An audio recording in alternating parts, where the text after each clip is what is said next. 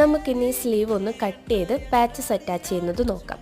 ആദ്യം തന്നെ നമുക്ക് വേണ്ട അളവിൽ നിന്ന് ഒരു 1/4 ഇഞ്ച് മാത്രം താഴ്ത്തി ഇതേപോലെ കട്ട് ചെയ്തെടുക്കുക. അതിനുശേഷം ആ പാച്ചസും അതേപോലെ അഴിച്ചെടുക്കണം. പിന്നീട് ആ 1/4 ഇഞ്ച് ഇതേപോലെ ഒന്ന് ഉള്ളിലേക്ക് മടക്കി, അതായത് നല്ല വശത്തേക്ക് മടക്കിയതിന് ശേഷം പാച്ചസ് എഡ്ജിൽ വെച്ച് ഇതുപോലെ ഒന്ന് അറ്റാച്ച് ചെയ്ത് കൊടുക്കാം. ഇങ്ങനെ ഉള്ളിലേക്ക്, അതായത് നല്ല വശത്തേക്ക് മടക്കുന്നത് എന്താണെന്ന് വെച്ചാൽ ബാക്ക് സൈഡും നല്ല നീറ്റായിട്ട് ഇരിക്കാൻ വേണ്ടിയിട്ടാണ്. ഇങ്ങനെ ആകുമ്പോൾ നമ്മുടെ വർക്കും നല്ല നീറ്റായിരിക്കും, നമുക്ക് അധിക സമയം എടുക്കില്ല ഇത് സ്റ്റിച്ച് ചെയ്യാൻ വേണ്ടിയിട്ട്.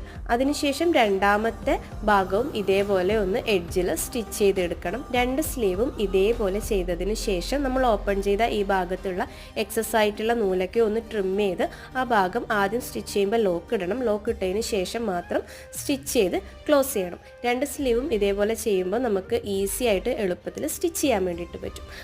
അപ്പോൾ വീഡിയോ ഇഷ്ടപ്പെട്ട ചാനലൊന്ന് ഫോളോ